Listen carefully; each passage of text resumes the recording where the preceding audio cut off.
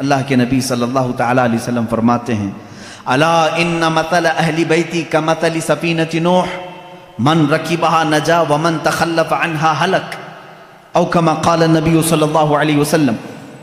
اللہ کے حبیب صلی اللہ تعالی علیہ وسلم فرماتے ہیں خبردار میرے اہل بیت، میرے گھر والے، اہل بیت سمجھتے ہیں نا، میرے اہل بیت نوح علیہ السلام کی کشتی کی طرح ہیں۔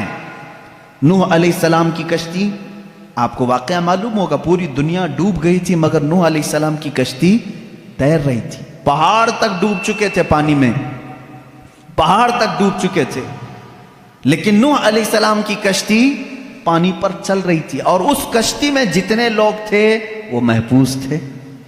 اب میرے آقا صلی اللہ علیہ وسلم کی حدیث سنو، فرماتے ہیں رسول کریم صلی اللہ علیہ وسلم میری اہل بیت، میرے گھر والوں کی مثال نوح علیہ السلام کی کشتی کی طرح ہے، جو ان کے ساتھ ہو گیا وہ نجات پا گیا۔ جیسے جو نوح علیہ السلام کی کشتی میں بیٹھا وہ ہدایت پا گیا، صحیح طریقے سے باہر نکل گیا، اور جو اہل بیت کا دامن پکڑا وہ نکل گیا، یعنی اس دنیا میں گمراہ ہونے سے محفوظ رہا۔ اب دیکھیں اس کو کہا ہے کشتی، حضور اکرم صلی اللہ علیہ وسلم نے اہل بیت کو کیا کہا ہے؟ کشتی، اور صحابہ کو کیا کہا ہے؟ نجم، ستارے۔ ستاروں کی ضرورت اسی وقت ہوتی ہے جب کشتی سمندر میں ہوتی ہے۔ دونوں کی مماثلت دیکھیں سمندر کے سفر میں۔ اب یہاں سے ایک بات سمجھ میں آئی کہ اگر تمہیں سمندر کا سفر کرنا ہے اور تم کہتے ہو صرف تارے دیکھ کر کے میں چلوں گا، ڈوب جاؤ گے۔ تمہیں کیا چاہیے؟ کشتی چاہیے۔ تارے راستہ تو دکھا سکتے ہیں لیکن سمندر پہ چلنا تمہارے بس کی بات نہیں، کشتی پہ سوار ہونا ہوگا۔ اور اگر کوئی بندہ یہ کہے میرے پاس کشتی ہے میں کچھ بھی نہیں دیکھوں گا، خود چلوں گا، وہ سمندر میں بھٹکتا پھرے گا، اسے تارے دیکھنا ہی پڑے گا۔ اس کا مطلب ہوا کہ بغیر صحابہ کے بھی دین نہیں چلے گا، بغیر اہل بیت کے بھی دین نہیں چلے گا۔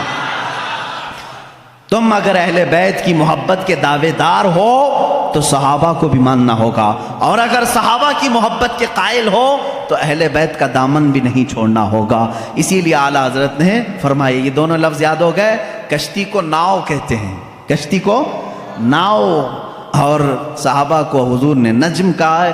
اعلیٰ حضرت فرماتے اہل سنت کا ہے بیڑا پار، اصحاب حضور نجم ہے اور ناؤ ہے اطرت رسول اللہ کی۔ یہ صرف ہم ہیں کہ ہمارے پاس صحابہ کی جماعت بھی ہے اور اہل بیت کی جماعت بھی ہے۔ ہم شیعہ رافضی بھی نہیں اور گستاخ صحابہ بھی نہیں، ہم اہل بیت کے دشمن خارجی بھی نہیں اور صحابہ کے دشمن شیعہ رافضی بھی نہیں۔ الحمدللہ ہم جہاں صدیق اکبر کی امامت کو تسلیم کرتے ہیں وہیں حیدر کرار کی ولایت کو بھی تسلیم کرتے ہیں۔ ہم جہاں سیدہ کائنات فاطمۃ الزہرا رضی اللہ تعالیٰ عنہا کو سلام اللہ علیہا کہتے ہیں، انہیں جنتی عورتوں کی سردار مانتے ہیں، وہیں ام المومنین عائشہ صدیقہ کا بھی احترام کرتے ہیں۔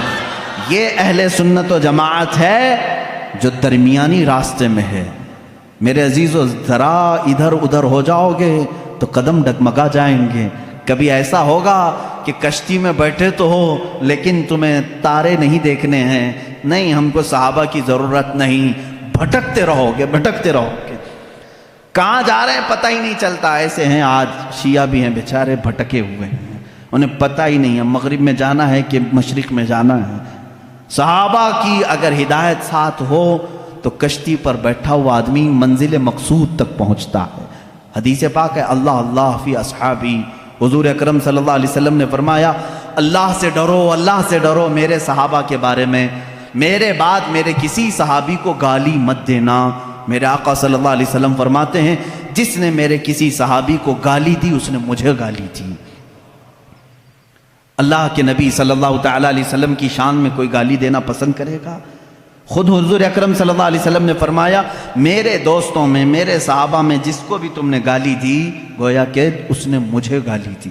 آج لوگ اس طرح کی باتوں کو ہلکا سمجھ رہے ہیں۔ بہرحال اس پر میں بعد میں آتا ہوں۔ صحابہ